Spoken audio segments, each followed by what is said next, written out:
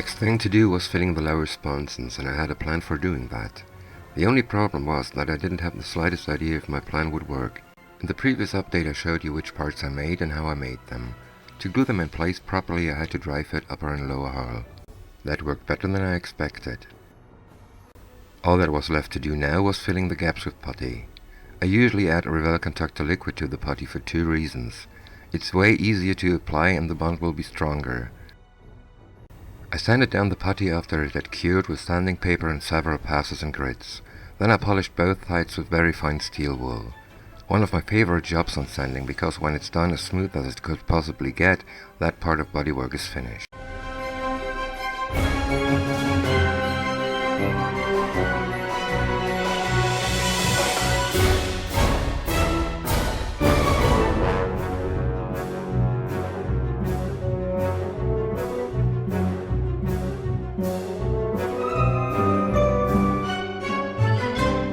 I double primed the lower hull with primers from the rattle can. One layer of light grey and one layer of oxide red.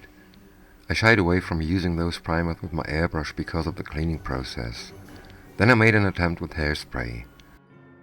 I sprayed Tamiya XF62 olive drab on top of it and then applied a cloudy layer of XF58 olive green. 10 minutes later I scrubbed off the paint in some smaller spots until the red primer became visible. Since this was my first go at this chipping technique, I only used it in areas which could easily be hidden with some dust and dirt. I'm not sure yet what I'll do about them, but maybe I'll find out after the first wash. As you may remember, I built inner walls for the lower hull that will be attached right behind the shock absorbers. They received a flat black base coat and a layer of olive drab. No weathering necessary, because they'll be hardly visible.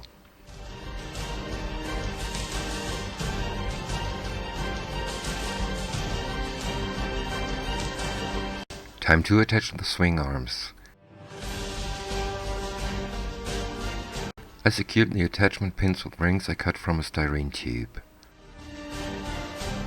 Then I glued the inner walls in place.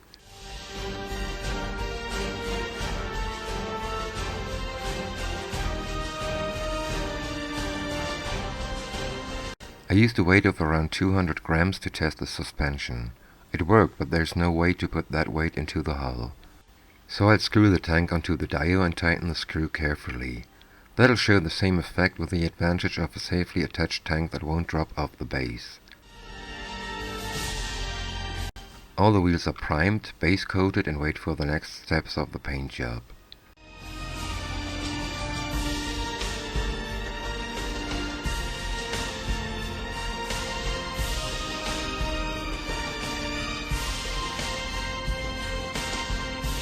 After I received Bob Arnold's package, which included a roll of 0.5mm brass wire, I decided to replace the molded-on power line for the headlight.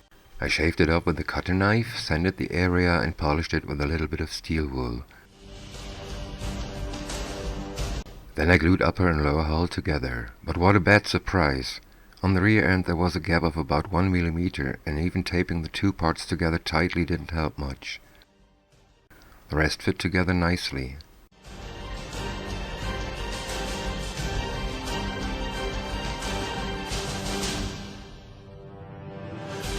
At first I thought the reason for the fit issue could be something I added, but there was nothing affecting the two halves. Well, the gap had to be filled and I taped up the areas next to it. That moment it became clear that I had to do more repair on the paint job than I had planned.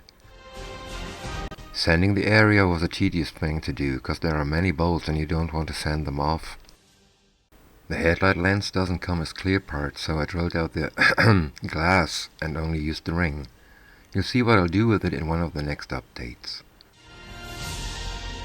I drilled out the horn carefully because it was just flat. Then I made some hooks from strong aluminum foil to mount the tow cables to the fenders. It's not finished yet, but that's what it looks like for the time being. I won't use the drum type tanks, although I like them better. This leaves me and the tank with holes that need to be filled.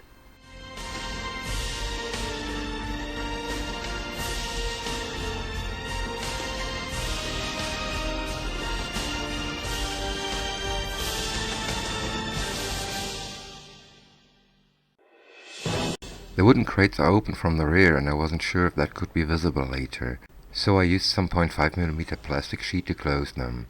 When plastic glue cures, it consumes air and that would create a vacuum in the crates. To avoid the effect that the plastic sheet gets sucked into the crate, I drilled a little hole into each plate. I scrubbed the styrene with my brass wire brush to imitate wood grain. Here you can see that I used the Pioneer tools that came with the kit. Once painted, they shouldn't look too bad.